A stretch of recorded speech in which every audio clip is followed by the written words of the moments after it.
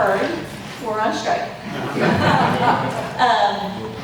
So a little bit about the process. So we started this process with the bargaining team. Sorry, I am just a little bit exhausted, so I may say the same thing 500 times. We started in May. We started on May 20th, and we came to the table and we did back and forth. We had let the school board know that we wanted to be done by August 24th. That was our drop dead date. We wanted to be back in our classrooms. We wanted to prep. We wanted to be ready. We wanted to be there. This is my fourth bargain. This is the fourth time I've done this with the school district, and this has been the slowest process I have ever been through with this school district. So needless to say, they did not meet the deadline of August 24th, so we could not vote on a contract on the 24th. Our members told us then to, let's set a date. Let's set a date in a week, and if we don't have a tentative agreement by then we will take a strike vote. And again, the process was extremely slow, and obviously we did not have a tentative agreement. We took our strike vote on the 3rd. We're back at the table the rest of the week, all the way through Labor Day weekend, 12, 15 hours going at it, trying to get this solved. And Tuesday night, they put pretty much the same proposal they had put on the table at 1 o'clock in the morning on Monday. So we decided we're not going to make it to school. So that's when we came downstairs and announced that we did not reach a tentative agreement and we were getting a strike. So we did not hear from the district today. When I talked to the team last night, I said, be at your schools on the picket lines at 8:30 in the morning, but expect a text or a phone call around noon, and we should be back at the table starting to bargain again. And we did not hear from the district at all today. So myself, I am the bargaining chair, and the lead bargainer, who's also our executive director, John Donahue, are meeting. We have a planned meeting with just the mediators tomorrow at 10 o'clock. So we want to get back. All of our bargaining team, all 40 members of our bargaining team are anxious to get back and get this solved. So the process of, I know somebody asked me to talk about the issues, and how did we get to those issues that we are actually bargaining about. So over the last year, we have been doing thousands of one-to-one conversations with our members. We have had surveys, we've had focus groups. What are important to you? What do you need in your classroom for your kids to be successful? One of the big issues that kept coming up over and over again was equity, the issue of equity. How do we make an equitable system for our students so that all students are learning? So we narrowed that down to equity teams in our school. We wanted an equity team in every single school. We want, at the grassroots, with the community, to understand what's going on in our school. We'll look at data, we'll look at the stuff that's going on. Why are kids of color being disproportionately identified for discipline? So we did a lot of that work. That's what the work that we want to do. We need resources to do that in schools. We need people to come in. We need other kinds of resources. We need resources to help bring the community in so that we can work on this at a school level. Not a curriculum that the district gives us and says, here, do this, it'll fix the opportunity gap. We've done that for years. We have done that for years. It does not work.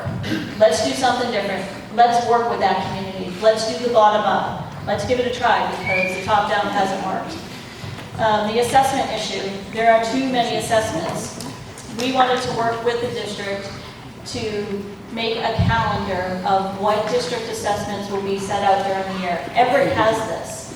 So by July 31st, Everett sets a calendar for the year, what assessments will be given throughout the year. We have no control over the state standardized tests, we get that.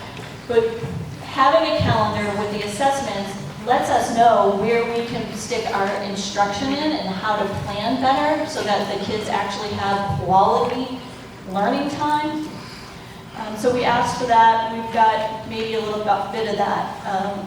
We heard a lot from our schools of poverty about recess. And they are getting 15 to 20 minutes a day, and that's it, of recess. And we are not, as a school district, meeting our PE minutes either. So The schools that do have a little more wealthy, actually have 45 minutes of recess a day. So they can afford hourly people to come in and manage recess. The district did come to that agreement. We have guaranteed 30 minutes of recess a day for all students. So I get a question on the media one time, it's like, so you get another break for 30 minutes? No. So it's not a 30-minute period. The periods are broken up. And what that actually does for us as teachers, how we benefit from recess, is that the kids go outside and move and exercise and play and get it out of their systems and get their bodies ready to learn. That's why recess is important to educators. And we might get a chance to go to the bathroom. I mean, that's kind of rare during the day. So that was another issue, of course. Recess, equity, testing, gotta go through the list. Compensation. We have not had a cost of living raise in 6 years. We know that this is in part due to the legislature not fully funding public education. It is definitely a symptom that we get that. But the district also has more money than they ever have before. They are getting money from the legislature and they get an increase from the levy, so there is money.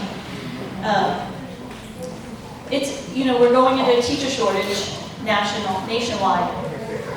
We need to attract and keep our caring, qualified, committed professionals to teach our children, and that's what we're fighting for. We're fighting for the resources and the ability to make a better public education for our kids through equity and assessments and compensation. So that's kind of where we're at. We're waiting for the district to let us know, come back to the bargaining table. We're ready to do it. We want to get the kids in. The first day of school is actually just as exciting for us as it is for the kids. So we wanted to be there, we really wanted to be there, and we're extremely frustrated, probably as many of the parents out there, that we're not. So what we're asking you frustrated, angry people to do, join us on the picket lines. No, to call the superintendent, call the school board members. Rumor has it there was a school board member on the picket line with us today, so they're just as frustrated with the process. Not a rumor. Not a rumor. All right.